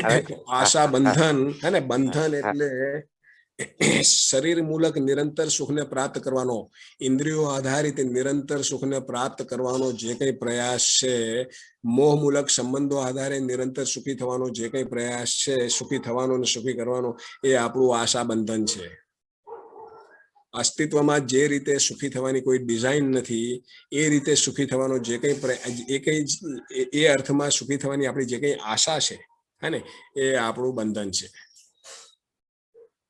વિશાલભાઈ વાત પહોંચી? હા પહોંચી યોગેશભાઈ, બરાબર છે. હા ને, આનું નામ જ આશા બંધન. હું ભૂલી ગયેલો ને તમે બહુ સારી રીતે ધ્યાન દોરાયું. હા, આ આશા બંધન. તો સમજપૂર્વક તમે આશા બંધનથી મુક્ત થઈ શકો, હે ને, લક્ષ્ય મૂલક સુખની દિશામાં આગળ વધીને આશા બંધનથી મુક્ત થઈ શકાય, હે ને. એ જ રીતે આગળ વિચાર બંધન છે, એ જ રીતે આગળ ઈચ્છા બંધન છે, હે ને. તો ફરી પાછા આપણે આપણા મૂળ મુદ્દા ઉપર આવી જાય કે આપણા સૌની અંદર સતત લગાતાર ચિત્રણો બન્યા કરે છે. અમેરિકા જવું છે, બંગલો બનાવવો છે, ગાડી ખરીદવી છે, સમાજમાં કોઈ મોભાદાર પદ મેળવવું છે, હે ને, મારે આ કરીને વટ પાડી દેવો છે, મારે બિલ્ડર બનવું છે, ડોક્ટર બનવું છે, મારે MLA બનવું છે, MP બનવું છે, મારે શિક્ષક બનવું છે, મારે સમાજની સેવા કરવી છે, અને આવા લક્ષ્ય બન્યા, આવા ચિત્રણો થયા કરે છે. મિત્રો, બને છે કે નથી બનતા?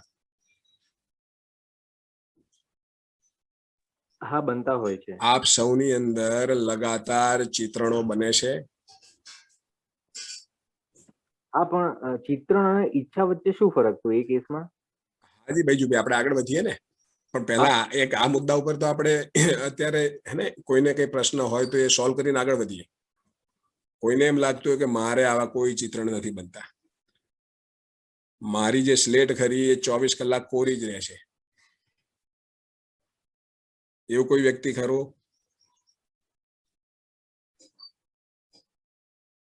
કોઈને એવું લાગે છે કે મારે ચિત્રણ નથી બનતા? ચિત્રણ ના બને તો સમાધિ કહેવાય. બિલકુલ, અને સમાધિની સ્થિતિમાં આશા, વિચાર, ઈચ્છા ચૂપ થઈ જાય છે, હે ને. એવું બાબાજીએ કીધેલું છે. આપણે તો કોઈ વ્યક્તિગત અનુભવ નથી, પણ બાબાજીએ કીધું છે કે સમાધિની સ્થિતિમાં વ્યક્તિની કલ્પનાશીલતા ચૂપ થઈ જાય છે, આશા, વિચાર, ઈચ્છા ચૂપ થઈ જાય છે, હે ને. તો એ તમે બિલકુલ એકદમ સચોટ વાત કીધી કે એનું નામ સમાધિ કહેવાય જો ચિત્રણ ના બનતા. તો હવે મિત્રો, આ જે ચિત્રણો બને છે ને આપણી અંદર લગાતાર, ક્યાં તો કોઈક વસ્તુ જોઈ ટીવીમાં કોઈ સરસ મજાનું આપણે કોઈ ઘર જોયું ને ઘરની અંદર કલરની જાહેરાત આવી, હે ને, એશિયન પેન્ટ્સની, તો આપણને એમ થાય કે આપણા ઘરમાં બી એશિયન પેન્ટ્સ કરાવીએ, અને હવે જ્યારે કરાવીશું ત્યારે આ જ પ્રકારનો કરાવીશું.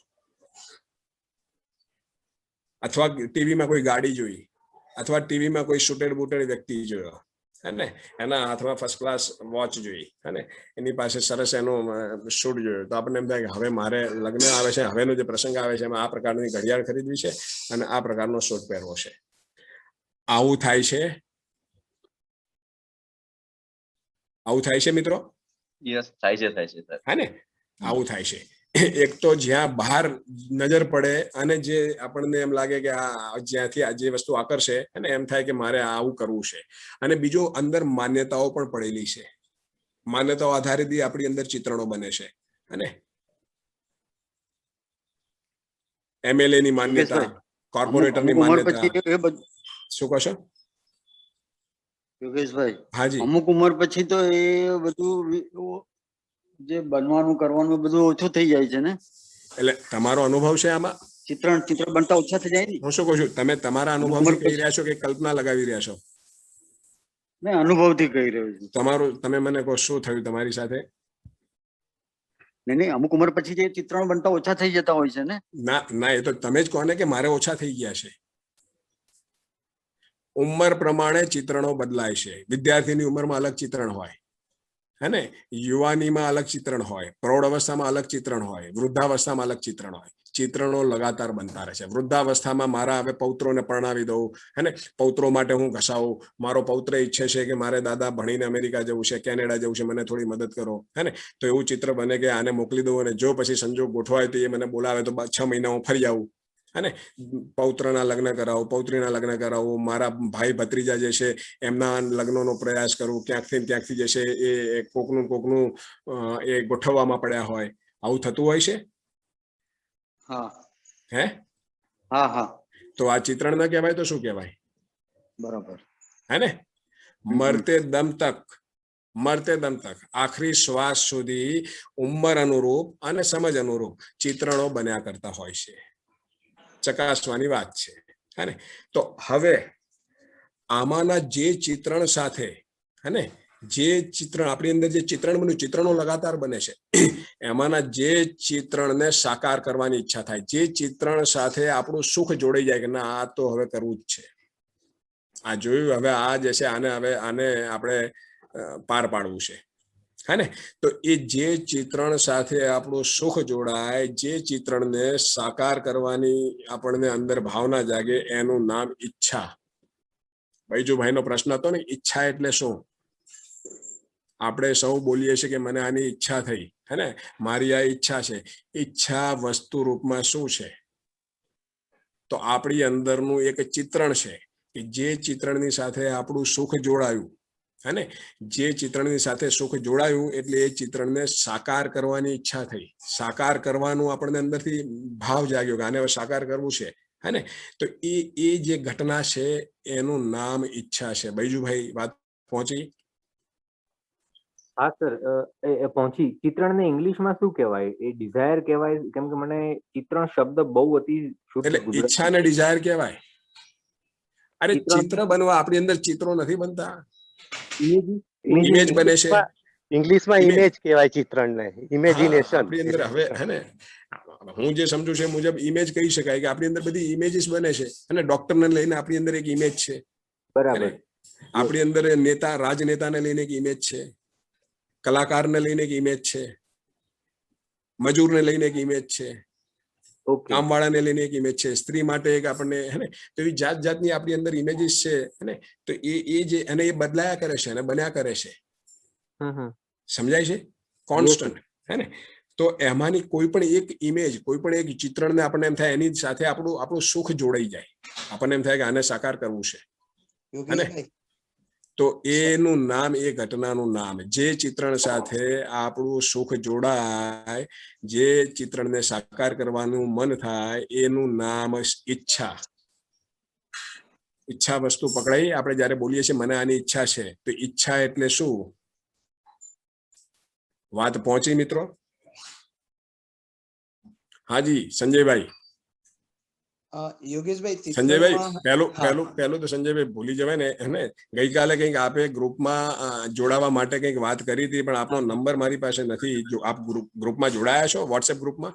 નથી જોડાયેલો. તો પછી તમારે વોટ્સએપ ગ્રુપમાં જોડાવવું હોય તો હવે તમારો નંબર નું કેમ કરશો? અથવા મારો નંબર આપને આપું તો આપ લખી દો, પછી મને તમે કહેશો તમારો નંબર મોકલશો. હા, તો તમે આપી દો, હમણાં જ જણાવી દો. હા, નહીં તો શું છે કે ચર્ચામાં પાછું ધ્યાન બહાર જશે ને. તો મને ગઈકાલે યાદ આવ્યું, પણ પછી ગઈકાલે ભૂલાઈ ગયું. તો મારો નંબર આપી દઉં આપને? હા પ્લીઝ. હા, લખી લો, પછી આપણે ચર્ચાને આગળ તપાવીએ. 9426010219. હાજી, 9426010219. હા, 9426010219. અને અત્યારે જે મિત્રો હાજર છે એમાંના જે મિત્રો વોટ્સએપ ગ્રુપમાં નથી, એમને જોડાવવું હોય તો મારા આ નંબર ઉપર મને ખાલી જાણ કરે કે ભાઈ મારે જોડાવવું છે, તો એમને હું ગ્રુપમાં જોડી દઈશ. હા ને, ઠીક છે મિત્રો. તો સંજયભાઈ આપ કઈ કહેવા માંગો છો? હા, એકચ્યુઅલી હમણાં જે વાત થઈ કે ચિત્રણ એટલે ઇમેજ, પણ ઇમેજ એટલે જે વસ્તુ જેવી હોય એવી જોઈએ, પણ ચિત્રણમાં એકચ્યુઅલી આપણે બહુ બધું માની રાખેલું છે, એવું માન્યતાવશ ચિત્રણ છે. એક્ઝેક્ટલી. હા ને, હવે ઇમેજ શબ્દ તો પેલા હમણાં બીજુભાઈએ મને પૂછ્યું એટલે મેં મારી રીતે કીધું છે. હે ને, આપણે તો અત્યારે દર્શનની જે ભાષા ખરી ને, જીવન વિદ્યાની જે ભાષા, એમાં ચિત્રણ કહે છે, તો ચિત્રણને ચિત્રણના રૂપમાં જ આપણે જ્યાં સુધી સમજાતું હોય ત્યાં સુધી સમજવાનો પ્રયત્ન કરીએ. અને હું આવતીકાલે જોઈ લઉં મારી રીતે કે ચિત્રણને ઇંગ્લિશમાં શું કીધું છે. મને જાણે એવું લાગે છે કે ચિત્રણને ઇમેજ કીધું છે, કદાચ બીજો શબ્દ પણ વાપર્યો હોય. અને છતાંય હું તો કહું છું કે ચિત્રણ શબ્દથી જેટલું સ્પષ્ટ થાય ને એટલું કદાચ ઇંગ્લિશ શબ્દથી એ વસ્તુ સ્પષ્ટ ના થાય. આપણી અંદર લગાતાર ચિત્રણો બન્યા કરે છે. હે ને, ડોક્ટર બનવાના, એન્જિનિયર બનવાના, કોન્ટ્રાક્ટર બનવાના, બિલ્ડર બનવાના, પરદેશ જવાના, અને આપણા સમાજમાં કંઈક મોભાદાર અને કોઈ પદ મેળવવાના, એકદમ સરસ મજાનું બોડી બનાવવાના, આવા બધા ચિત્રણો બને છે. સંજયભાઈ? યસ યસ યોગેશભાઈ. બસ તો એ ચિત્રણ આપણી અંદર સતત બન્યા કરે છે. એમાંના કોઈ એક ચિત્રણ સાથે આપણું સુખ જોડાઈ જાય છે અને એમ થાય છે કે આને સાકાર કરવું છે. બસ એનું નામ ઈચ્છા. રાઈટ. અને હવે હાલની સ્થિતિમાં આપણી અંદર જે કંઈ ચિત્રણો બને છે એ બે આધારે બની રહ્યા છે. ચકાસજો આને. જેમ આપણી પાસે સુખ અને સુખી થવાના 3 આધારો છે: રુચિમૂલક, મૂલ્યમૂલક, લક્ષ્યમૂલક. ક્ષણિક સુખ, દીર્ઘકાલીન સુખ, નિરંતર સુખ. એ રીતે આપણી અંદર જે ઈચ્છાઓ બને છે એમાં એક ઈચ્છાઓ આપણી સંવેદના આધારિત બની રહી છે. શરીર મૂલક, 5 જ્ઞાનેન્દ્રિયો દ્વારા જે પ્રિય લાગે છે, હે એ એની અંદર ઈચ્છાઓ બની રહી છે. ધારો કે આપણે હે ટીવી જોતા હોઈએ અથવા ક્યાંક ઉભા છે, સરસ મજાની ગાડી જઈ રહી છે, તો આપણને એમ થાય આ ગાડી વસાવી છે. રાઈટ. કોકનો સરસ મજાના ડ્રેસ જોયો, આપણને એમ થાય કે આ ડ્રેસ લેવો છે. હે ને, ક્યાંક સરસ મજાની આપણે રોડ ઉપર છીએ અને સરસ મજાની કોઈ સુગંધ આવે, કોઈ સારી જે આપણે જેને સ્પ્રે, હે જેને ખુશ્બુ સોડમ સ્પ્રે કરેલું હોય કે જે, તો એમ થાય કે આ સ્પ્રે તપાસ કરીએ કોનું છે, કોણે લગાવ્યું છે અને ક્યાંથી મળે છે. બહુ સરસ છે આ સુગંધ. હે આ સુગંધ આપણે ગમી ગઈ, અને તો હવે આ સુગંધની તપાસ કરીએ. આવું બને છે. રાઈટ. હે ને, તો એક તો આપણી અંદર જે ચિત્રણો બની રહ્યા છે એ 5 જ્ઞાનેન્દ્રિયો દ્વારા જે પ્રિય લાગે છે એના આધારિત ચિત્રણો બની રહ્યા છે. અને બીજા ચિત્રણો જે બની રહ્યા છે માન્યતા આધારિત. માની લઈને ડોક્ટરને જોયો, ડોક્ટરનો વટ જોયો, એમ લાગે કે ડોક્ટર બનવું એટલે નિરંતર સુખને પ્રાપ્ત કરવા જેવું છે. હે ને, રાજનેતાને જોયા, રાજનેતાનો વટ જોયો, રાજનેતાની આજુબાજુ ફરતા વ્યક્તિઓ જોયા, એમ થાય કે શું વાત છે, આનો કેટલો પ્રભાવશાળી વ્યક્તિ છે. હે ને, તો રાજનેતા બનવાનું ચિત્રણ બની જાય છે. રાઈટ. બને છે. કલાકારને જોયા, એક્ટરને જોયા, એક્ટરની પાછળ લોકોને પાગલ થતા જોયા. અને એક્ટરનો જે રીતે આપણી નજર સમક્ષ જે જાહેરમાં જે કંઈ એનું આચરણ હોય, આપણને એમ થાય વાહ ભાઈ વાહ, વટ છે એક્ટરનો. અને ગમે તેમ કરીને એક્ટર બની જવું જોઈએ. આવું થાય છે. રાઈટ. હે ને, તો બે રીતે અત્યારે ચિત્રણો બની રહ્યા છે આપણી પાસે. એક સંવેદના આધારિત અને એક માન્યતા આધારિત. આ બંને વસ્તુમાંથી એક પણ વસ્તુમાં નિરંતરતા નથી. હે ને, માન્યતા પણ બદલાયા કરે છે. થોડા જ સમય પછી ખ્યાલ આવે, અને જ્યારે આપણે કોઈ કલાકાર વિશે અંદરથી કલાકારને જોઈને એમ થાય કે વાહ, શું પર્સનાલિટી છે. હે ને, આવી પર્સનાલિટી હોવી જોઈએ. અને આવું કંઈક આપણે કરીએ તો જીવનમાં તૃપ્તિ મળે. અને થોડા દિવસમાં જ્યારે જાણવા મળે છે કે એના અંગત જીવનમાં તો એ માણસ બિલકુલ બાતલ છે. અને એનું અંગત જીવન ખૂબ ઘર્ષણથી ભરેલું છે, અથવા તો આ જે બહાર દેખાય છે અને એના અંગત જીવનમાં ડોક્યુ કરો ત્યારે ખબર પડે કે બેની વચ્ચે કોઈ તાલમેલ નથી. તરત જ આપણી માન્યતા ભાગીને ભૂકો થઈ જાય છે. એ જ રીતે જ્યારે ડોક્ટરને બહારથી જોઈએ છે અને એ જ ડોક્ટર સાથે જ્યારે અંગત બેસીને વાત કરીએ છીએ ત્યારે ખ્યાલ આવે છે કે ડોક્ટર બી અંદરથી બળાપા કાઢતો હોય છે. મારે બનવું તું આમ ને બની ગયો આમ, અને આ બન્યા પછી મારી જે ગણતરી હતી એ પ્રમાણે તો મને કંઈ જામી નથી રહી, પણ હવે શું કરીએ. હે ને, મારા આ સ્ટેટસને કારણે હું અમુક વસ્તુ કરી નથી શકતો. મારા આ સ્ટેટસને કારણે મારે એની પીડાઓ આપણી સમક્ષ એ વર્ણવે છે ત્યારે ખ્યાલ આવે છે કે દૂરથી આપણને એમ દેખાતું હતું કે વાહ, ડોક્ટર કેટલો સુખી છે. હે ને, સેમ વસ્તુ રાજકારણી માટે. કંઈક લોકોને પરદેશની આ રીતે ચિત્રણો હોય છે હે ને કે પરદેશથી આવનાર વ્યક્તિ અહીંયા જે રીતે હરતો ફરતો હોય એમ થાય કે વાહ, પરદેશમાં તો શું હશે હે ને, આ ભાઈનો કેટલો વટ છે, કેવા કલરફુલ કપડાં પહેરે છે, કેવી સરસ મજાના સ્પ્રે છાંટીને ફરે છે, કેવા સરસ ગોગલ્સ પહેરે છે, વાહ ભાઈ વાહ. પરદેશ જવાનું થઈ જાય તો જીવતે જીવ સ્વર્ગસ્થ બની જઈએ આપણે હે ને, જીવતે જીવ સ્વર્ગ મળી જાય. પણ જ્યારે એ વ્યક્તિને રૂબરૂ મળીએ છીએ અને એ વ્યક્તિ જ્યારે પેટ છૂટી વાત કરે છે ત્યારે ખ્યાલ આવે છે કે ત્યાં એની શું સ્થિતિ છે. મોટા ભાગના પરદેશીઓ અંદરથી ઈચ્છતા હોય છે કે ક્યારે એવો સંજોગ ગોઠવાઈ જાય ને બધું સમેટીને ઇન્ડિયા આવતા રહીએ. આવું બને છે મિત્રો? હાજી, હા. તો આવું બનવાનું કારણ શું? કારણ કે અત્યારે આપણી જે ઈચ્છાઓ બની રહી છે એ ઈચ્છાઓ કાં તો માન્યતા આધારિત બની રહી છે, માનીને જાણીને નહીં. આપણે અગાઉ ગ્રુપમાં માન્યતા અને સ્પષ્ટ કરેલું છે અને એ આપણે જે ચિત્રણ બને છે આપણી ઈચ્છાને ચારે બાજુથી સર્વાંગી ચકાસ્યા વગર આપણે ઈચ્છા બનાવી દઈએ છીએ. આપણી ઈચ્છા કાં તો ઇન્દ્રિયો આધારિત બની રહી છે અને કાં તો માન્યતા આધારિત બની રહી છે. બંને વસ્તુની પોતાની સીમા છે. જ્યારે આપણું મૂળ લક્ષ્ય છે નિરંતર સુખને પ્રાપ્ત કરવું અને જે ક્ષમતા ન તો માન્યતામાં છે અને નહીં તો સંવેદનામાં છે. વાત પહોંચી રહી મિત્રો? એક એમાં હું એડ કરું? હાજી ચંદ્રકાંત, હા સ્વાગત છે છોટુભાઈ. હા, એટલે બીજા શબ્દોમાં કહીએ તો એક જે ઇમેજ એટલે કે ચિત્રણ થયું એ વર્તમાન ઇન્દ્રિયોના જે પણ એના સેન્સેશન, સેન્સ્યુઅલ જે ઇમેજ થયા એટલે વર્તમાનમાં થયા. અને બીજું જે માન્યતાઓ અથવા તો ભૂતકાળની જે સતત આપણા મન ઉપર જે પ્રભાવ પાડી રહ્યું છે, ઘણી વખતે પ્રેરણા સ્વરૂપે હોય, જેને આપણે જીવન વિદ્યામાં બે ભાગ કયા છે. એક તો પ્રેરણા હોય તો નહીં મારે મારા જીવનમાં કંઈક પોઝિટિવ, સકારાત્મક કરવું છે.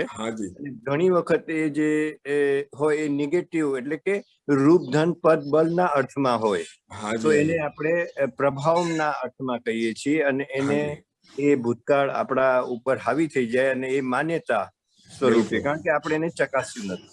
બિલકુલ બિલકુલ, સરસ વાત, સરસ સરસ.